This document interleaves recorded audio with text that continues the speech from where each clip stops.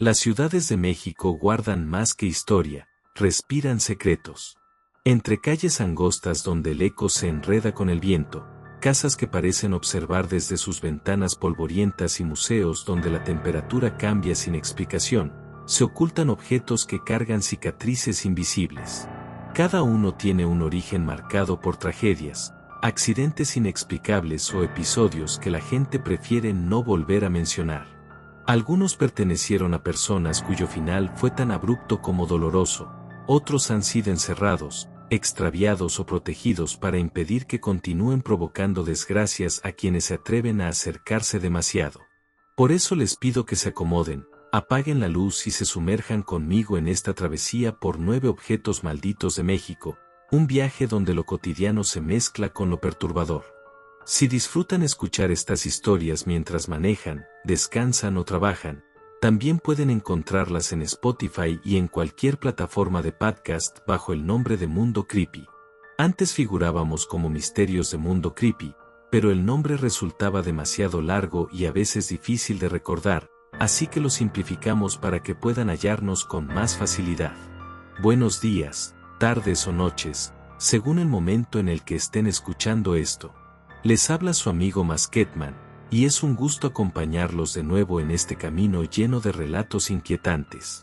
Comencemos con una historia que, aunque inicia con un regalo inocente, terminó convirtiéndose en una de las leyendas más inquietantes del sur del país. En 1979, una niña llamada Jenny recibió una muñeca como obsequio de cumpleaños.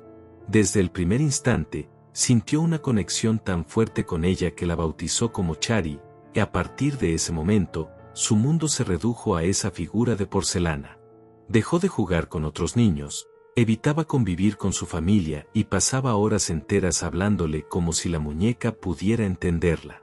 Ese lazo extraño no se debilitó con el tiempo, al contrario, se volvió más intenso, casi como si Chari formara parte de su identidad. Años después, Jenny conoció a un joven del que se enamoró profundamente y con quien decidió casarse. Pero todo indica que Chari no estaba dispuesta a compartir a su dueña.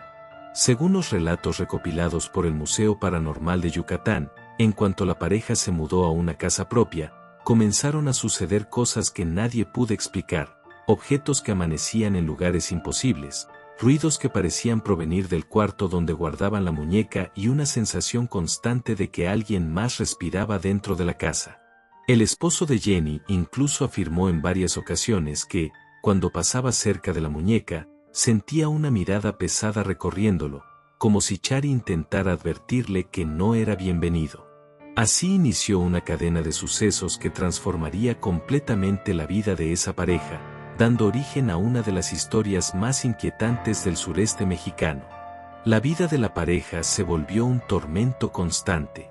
Durante muchas noches, mientras intentaban dormir, ambos veían por debajo de la puerta de su habitación una sombra que cruzaba lentamente el pasillo, como si alguien estuviera caminando de un lado a otro, vigilándolos, estudiando cada movimiento.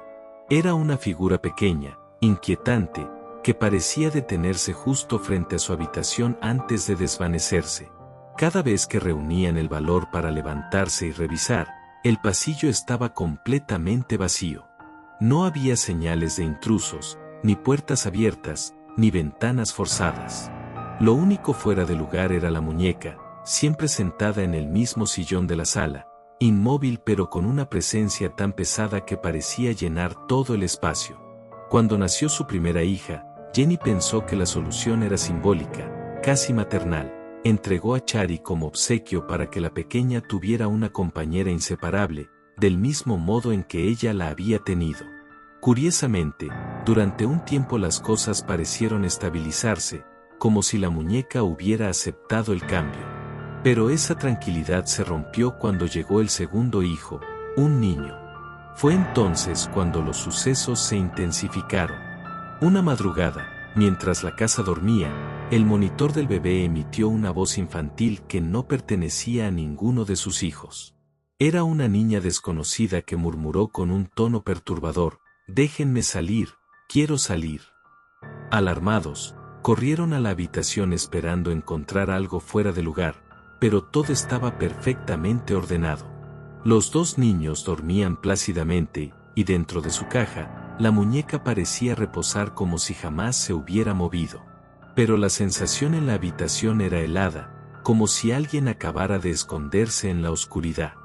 Días más tarde, mientras la madre de Jenny visitaba la casa y leía tranquilamente en la sala, un mueble junto a la pared comenzó a incendiarse sin razón aparente.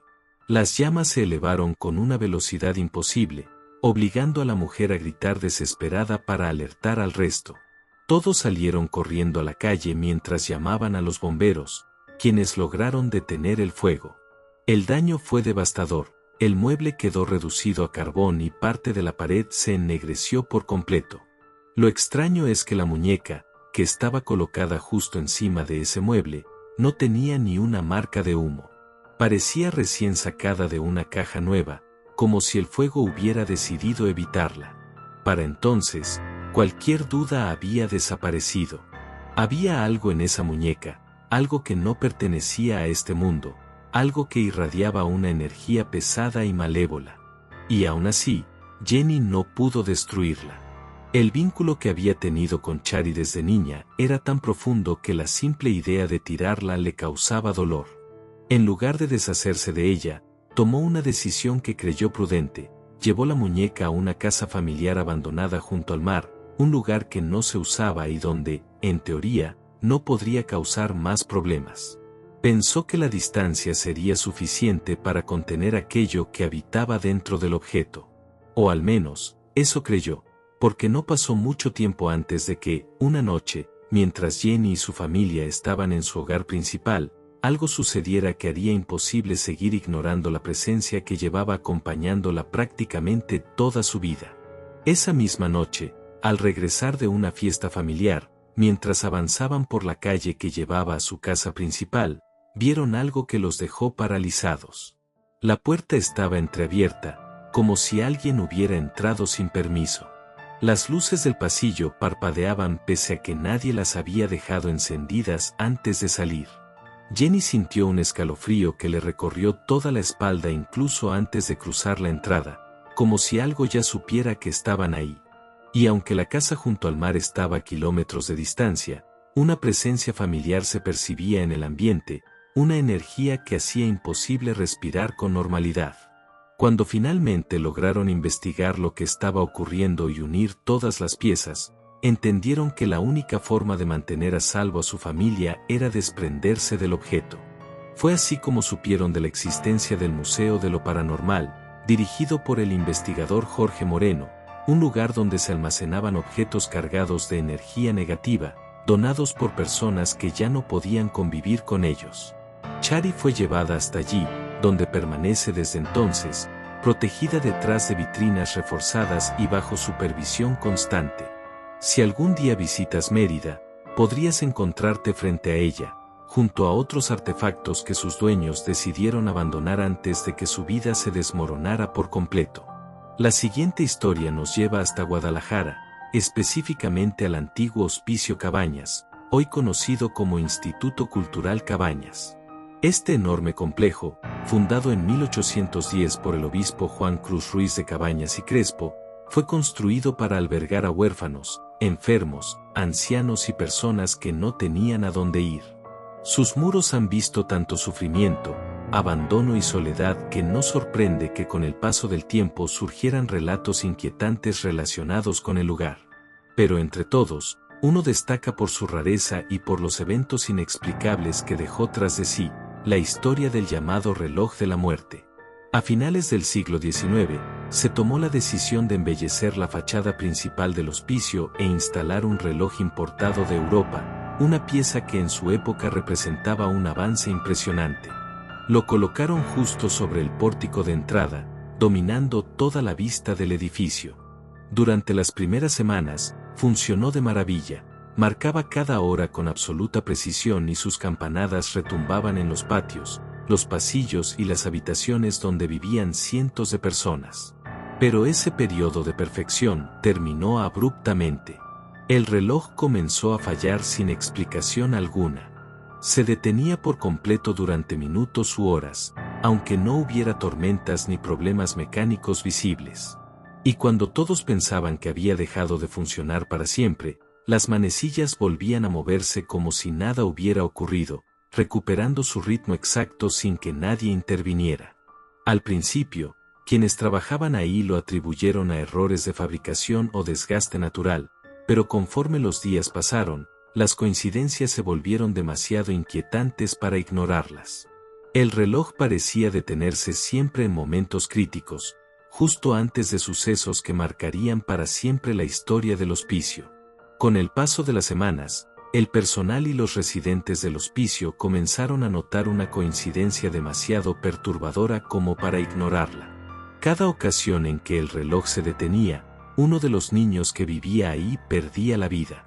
No había un patrón en las causas. Algunos se enfermaban de manera repentina, otros simplemente dejaban de respirar mientras dormían, y en ciertos casos los médicos no lograban ofrecer una explicación concreta. Lo único que se repetía era el silencio abrupto del reloj antes de cada tragedia. El miedo comenzó a filtrarse por los pasillos como un susurro constante. Las monjas rezaban con más fervor, los trabajadores evitaban mirar hacia la torre y muchos residentes se negaban a pasar cerca del pórtico cuando las manecillas se quedaban quietas. Lo que al inicio había sido símbolo de progreso terminó convirtiéndose en un anuncio funesto, un mensajero de algo que parecía elegir sus víctimas sin aviso. Con el tiempo, todos empezaron a llamarlo el reloj de la muerte, y nadie pronunciaba ese nombre sin bajar la voz. Alarmadas por lo que estaba ocurriendo, las autoridades del hospicio solicitaron la ayuda de relojeros experimentados, ingenieros y especialistas en mecanismos europeos. Trabajaron durante días enteros desmontando piezas, limpiando engranajes y ajustando tornillos. Sin embargo, el reloj seguía deteniéndose cuando quería, ignorando cualquier arreglo, como si una voluntad invisible estuviera manipulando su interior. Y lo más inquietante era que, cada vez que las manecillas volvían a quedarse quietas, otro niño fallecía poco después, repitiendo el ciclo de horror. Ante la imposibilidad de comprender lo que ocurría y con el objetivo de detener aquella cadena de muertes, en 1952 se tomó una decisión irreversible: retirar el reloj por completo. Algunas personas aseguraron que fue destruido para evitar que siguiera causando daño, mientras que otros sostenían que lo guardaron en algún almacén del gobierno, oculto en una bodega polvorienta para que nadie volviera a verlo. Lo cierto es que su paradero actual es un misterio absoluto. Para muchos, la historia no es más que otra leyenda de las que recorren Guadalajara cuando cae la noche. Pero hay quienes crecieron escuchando testimonios de familiares que vivieron en el hospicio, personas que aseguran que cada palabra es verdadera y que aquel objeto fue uno de los artefactos más peligrosos que existieron en el país. Un recordatorio de que, a veces, incluso algo tan simple como un reloj puede convertirse en un símbolo de muerte. En el norte del país existe una historia tan famosa que, aunque dudamos en incluirla por lo peculiar de su origen, resultó imposible dejarla fuera. La Pascualita, el maniquí más inquietante de Chihuahua, ha protagonizado rumores durante casi un siglo. Y aunque oficialmente es una figura de aparador, la leyenda afirma algo mucho más perturbador: que no está hecha de plástico, sino de un cuerpo humano embalsamado. Su historia es tan profundamente arraigada en la cultura popular que hasta quienes no creen en lo paranormal sienten un escalofrío al observarla. La figura se encuentra en la tienda de novias La Popular, donde destaca por su realismo abrumador. Sus rasgos son tan detallados que pareciera que en cualquier momento podría parpadear. Según la leyenda más conocida, en 1930 la propietaria del negocio, Pascuala Esparza, sufrió la pérdida más devastadora imaginable. Su hija, una joven que estaba a punto de casarse, murió el mismo día de su boda tras recibir la picadura de un alacrán. Cegada por el dolor y aferrándose a la idea de no despedirse jamás, la madre habría mandado embalsamar el cuerpo de la muchacha y exhibirlo en el aparador, vestido una y otra vez como si su boda nunca se hubiera detenido. De esa forma, su hija seguiría presente, transformada en una novia eterna que jamás abandonaría el lugar. Lo que siempre ha sembrado dudas es el grado de detalle del maniquí. Las manos presentan pliegues, líneas finas y venas visibles. Las uñas tienen un desgaste natural que nadie esperaría en una figura comercial. El rostro posee una expresión inquietantemente humana, mejillas suaves, labios definidos y unos ojos que parecen llenos de vida, como si guardaran emociones que no alcanzan a salir. Ningún maniquí de esa época tenía esa precisión. Con el paso de los años, empleados y clientes han relatado experiencias que agregan más misterio a la historia. Muchos aseguran haberla visto ligeramente inclinada hacia otro lado al regresar de apagar las luces. Otros afirman que sus ojos se mueven siguiendo a quienes pasan frente al escaparate, como si examinara cada paso. Hay quienes aseguran que, al estar cerca de ella, una sensación pesada recorre el cuerpo, como si algo dentro de esa figura tratara de hacerse notar. La Pascualita se volvió un símbolo de la ciudad, un atractivo para viajeros que llegan solo para verla de cerca. La tienda La Popular ha mantenido al maniquí en exhibición durante décadas, cuidándola con un celo casi ritual, como si supieran que cualquier cambio podría despertar algo que es mejor dejar en paz. Muchos visitantes afirmaban sentir un ambiente pesado e incómodo al acercarse a la figura, como si alguien los observara desde muy cerca. Otros aseguraban haber visto Blancanieves mover ligeramente la cabeza o cambiar la dirección de su mirada cuando nadie más estaba prestando atención. Algunos niños, sin haber escuchado las leyendas, rompían en llanto al pasar frente a ella, diciendo que la estatua les sonreía de una manera muy extraña. Con el tiempo, empleados del parque comenzaron a reportar sucesos aún más perturbadores. Pasos detrás de ellos cuando ya no había público, risas infantiles que no provenían de ningún lado, sombras que cruzaban los pasillos vacíos y la constante sensación de que algo o alguien caminaba entre las atracciones cuando la noche caía sobre el reino mágico. Uno de los relatos más conocidos es el de un velador que trabajaba en el turno nocturno. Aseguraba que en varias ocasiones escuchó golpes metálicos provenientes del área donde se encontraba Blancanieves, como si alguien diera pequeños golpecitos en la base de la estatua. En una madrugada, harto del miedo acumulado, decidió acercarse para comprobarlo con sus propios ojos. Al iluminar la estatua con su linterna, juró haber visto un parpadeo rápido y sutil en los ojos de Blancanieves. El hombre abandonó su puesto esa misma noche y nunca volvió a trabajar allí. Con los años, el parque fue cayendo en abandono por problemas económicos y estructurales. Las atracciones se deterioraron, la maleza comenzó a crecer sin control y muchas áreas quedaron completamente oscuras y silenciosas. Sin embargo, aún después de su cierre, personas curiosas y exploradores urbanos siguieron visitando el lugar atraídos por las historias macabras. Algunos grabaron psicofonías, otros dijeron ver figuras blancas moviéndose entre los árboles y más de uno regresó asegurando que la estatua había cambiado de posición desde su última visita. Lo más inquietante es que, a pesar del abandono, Blancanieves siempre lucía extrañamente limpia, sin polvo ni marcas del paso del tiempo, como si alguien, o algo, la cuidara durante la noche. La estatua se convirtió en un símbolo del misterio que envuelve al parque, un recuerdo silencioso de que quizás los muertos nunca descansaron realmente bajo aquellos terrenos.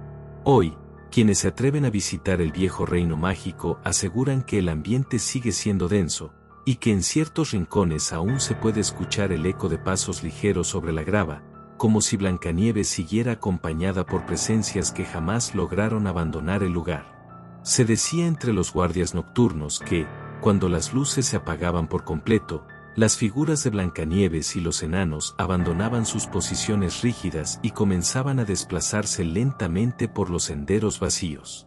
Algunos afirmaban haberlas visto caminar con pasos diminutos, como si revivieran solo cuando el parque quedaba a merced de la oscuridad. Las leyendas tomaron más fuerza cuando, en 2012, un video comenzó a circular en redes mostrando lo que parecía ser un parpadeo claro y nítido en el rostro de la estatua. Aquella grabación desató un revuelo enorme, llegó incluso a programas de televisión como Extranormal y dividió a la audiencia entre escépticos y creyentes. Sin importar si era real o no, Lo cierto es que desde entonces la reputación siniestra de Blancanieves creció como una sombra alargada que nadie podía ignorar. Trabajadores veteranos contaban que durante sus rondas nocturnas escuchaban susurros provenientes del conjunto de estatuas, voces casi imperceptibles que parecían pronunciar palabras ininteligibles, como si mantuvieran conversaciones entre ellas. Un cronista local relató el caso estremecedor de un empleado que aseguró haber escuchado su nombre pronunciado con una voz dulce y femenina justo frente a la estatua de Blancanieves. El hombre entró en pánico y días después, consumido por una fiebre inexplicable, perdió la vida, dejando aún más misterio alrededor de aquella figura. El parque, desde su apertura, siempre cargó con tragedias que parecían encajar demasiado bien con su historia. En los años 90, un joven estudiante perdió la vida en un juego mecánico instalado temporalmente en el estacionamiento, un incidente que dejó marcas profundas en la comunidad. La zona acuática tampoco estuvo libre de sucesos inquietantes. Visitantes aseguraban sentir manos frías sujetándoles los tobillos bajo el agua, como si alguien intentara arrastrarlos hacia el fondo. Una de las historias más perturbadoras es la de un niño que desapareció sin dejar rastro mientras nadaba. A pesar de las búsquedas, jamás se encontró su cuerpo, y ese hecho obligó a clausurar esa área para siempre. Con el paso del tiempo, la fama oscura asociada a la estatua de Blancanieves alcanzó un punto insostenible. Los administradores, temerosos de que la situación atrajera más problemas que turistas, decidieron retirar la figura del público. Hoy permanece escondida en una zona apartada del parque, abandonada al polvo y al deterioro, como si intentaran borrar su presencia, aunque todos saben que sigue ahí, esperando entre sombras. Para muchos, no hay duda, es el objeto más embrujado de México, un ícono silencioso de todo lo que nunca debió construirse sobre un antiguo campo de descanso eterno. Justo donde hoy se levanta ese parque envuelto en desgracias, construido sobre un antiguo camposanto que jamás debió ser perturbado, la presencia de lo imposible parece aflorar en cada rincón. Pocos lugares cargan un ambiente tan denso, tan impregnado de historias que parecieran aferrarse a la tierra misma, como si los que descansaban ahí no hubieran aceptado ser desplazados para dar paso a diversiones que nunca llegaron a ser realmente felices.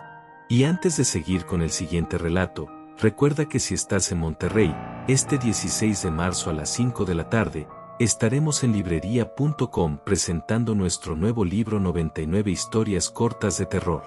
La entrada es gratuita y podrás encontrar nuestros libros y también nuestro cómic. Ahí estaremos firmando y conviviendo un rato con ustedes. Ahora sí, continuemos. La historia del vampiro del Panteón de Belén es un relato que se ha transmitido entre susurros por generaciones, cargado de misterio y una aura tan intensa que incluso quienes no creen en lo sobrenatural prefieren evitar su tumba al caer la noche. En pleno corazón de Guadalajara, entre mausoleos con arquitectura monumental y árboles torcidos que parecen vigilar a los visitantes, se levanta este cementerio que abrió sus puertas en 1848, obra del arquitecto Manuel Gómez Ibarra.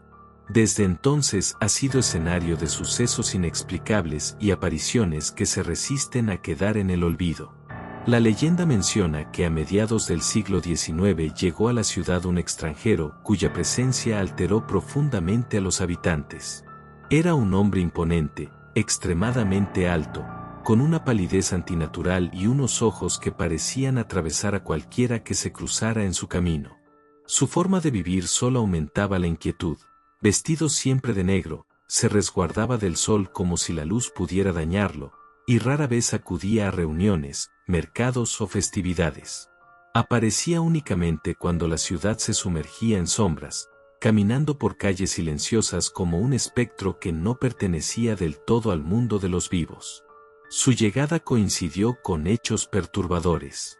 Las primeras señales fueron pequeños animales domésticos encontrados sin vida, drenados por completo de sangre, como si algo los hubiera atacado con una precisión inhumana. Con el paso de las semanas, los rumores comenzaron a crecer.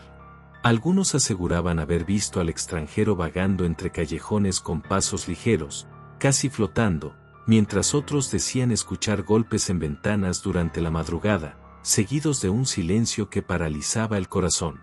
Los habitantes empezaron a relacionar cada infortunio, cada desaparición y cada criatura hallada sin vida con aquel hombre cuyo nombre nadie recordaba.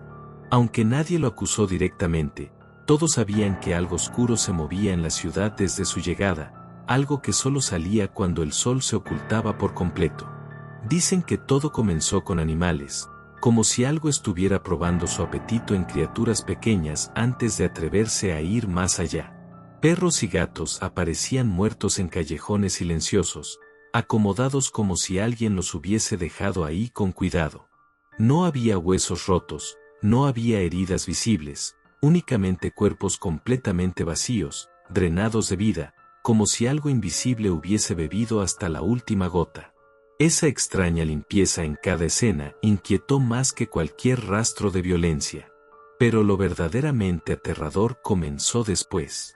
Con el paso de las semanas, los mismos signos empezaron a encontrarse en niños y jóvenes de distintos barrios. Cuerpos inertes, pálidos, sin manchas de sangre alrededor, sin huellas de lucha.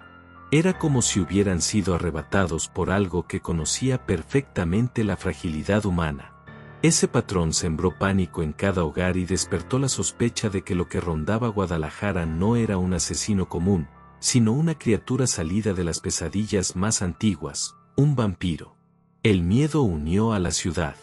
Hombres, madres desesperadas, comerciantes y jóvenes armados con lo que tenían a la mano, linternas, palos, machetes viejos, comenzaron a patrullar las calles en grupos. La tensión era tan grande que nadie dormía profundamente, cada ruido hacía que alguien encendiera una vela o mirara por la ventana con el corazón acelerado. Una noche, los gritos desgarradores de una joven atravesaron las paredes de las casas. Vecinos enteros salieron corriendo sin pensarlo y al llegar al callejón oscuro donde provenían los alaridos, vieron una escena que jamás olvidaron. El extranjero, aquel hombre de pasos silenciosos y mirada que perforaba el alma, estaba inclinado sobre la muchacha, hundiendo sus colmillos en su cuello mientras la sostenía como si fuera una muñeca frágil. La sangre goteaba lentamente, y su sombra se proyectaba en el muro como una figura monstruosa. Intentó huir. Se movió con una velocidad antinatural, casi desenfocada, pero la multitud ya no era la misma que antes. Lo acorralaron, lo golpearon, lo derribaron con una mezcla de rabia y terror que no dejaba espacio para la compasión. Sabían lo que tenía que hacerse. Siguiendo lo que dictaban las leyendas más antiguas, lo llevaron al Panteón de Belén. Bajo la luz temblorosa de las antorchas improvisadas, alguien sostuvo una estaca de madera fresca y, mientras el vampiro escupía palabras incomprensibles que se mezclaban entre maldiciones y promesas de muerte, se la clavaron directamente en el corazón. La noche contuvo el aliento cuando su cuerpo quedó inmóvil. Continuará en el próximo video. ¿Te gustó el video? Dale like y suscríbete al canal para recibir más historias.